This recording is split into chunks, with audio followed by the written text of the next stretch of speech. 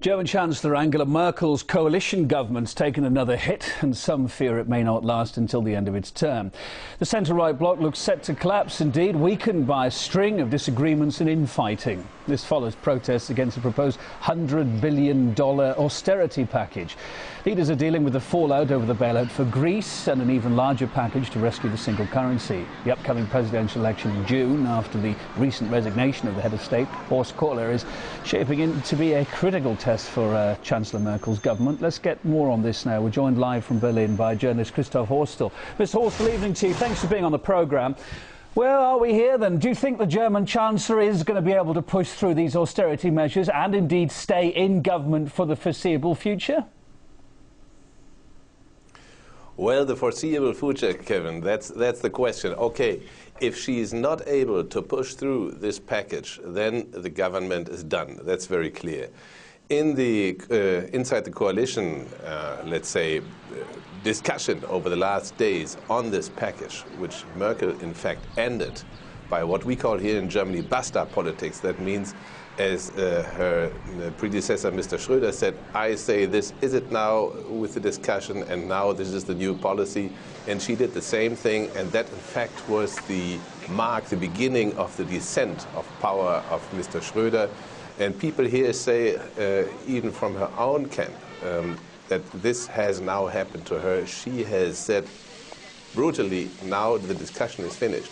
In the discussion with the coalition partner FDP, the Free Democrats, very clearly there was a point when the coalition partners looked each other in the eye and said, well, shall we continue or not? And there was a second when they were posed not to continue the coalition. That's what news people say here in Germany. And that means this coalition is on the brink, very, very clearly of collapsing.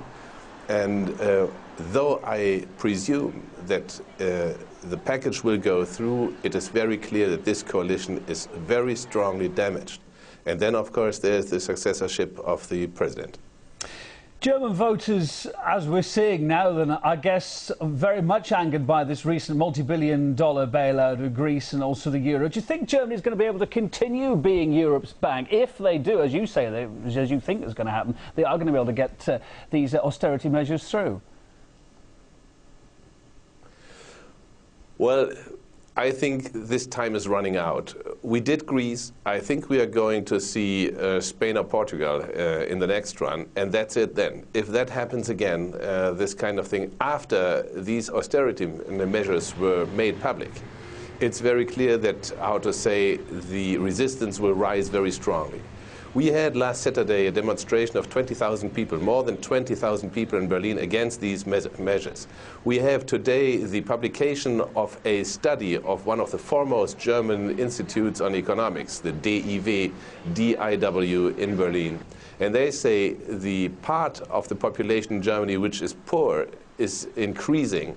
And the part of those who get richer is also increasing, and the medium part of the society financially is, so to say, diminishing under this pressure. And it is very clear, in the last 10 years we had 18% of the people being poor against our standards, and now it's 22%, and this is rising, and the gap is widening day by day, and this is happening since 30 years in Germany and in Europe, and it's very clear we are at the end of a road. So Germany may be able to go into the negotiations, but further austerity packages will certainly not pass the population test. And we have very, very, how to say, powerful opposition now to this kind of austerity packages, because the poorer classes pay much more than the richer classes. That is very clearly open. And when Mrs. Merkel and her number two in the government, Vice Chancellor Mr. Westerwelle, the foreign minister, were announcing the package both together. They did not offer the figures to the journalists there. The figures were in the internet, though, but only after the conference. So nobody knew, in fact, how strongly the poor masses would be involved. And this kind of method now is raising a lot of questions and, of course, opposition. All right, well, journalist Christoph Horstel, I'm afraid we're going to leave it there. Time against us.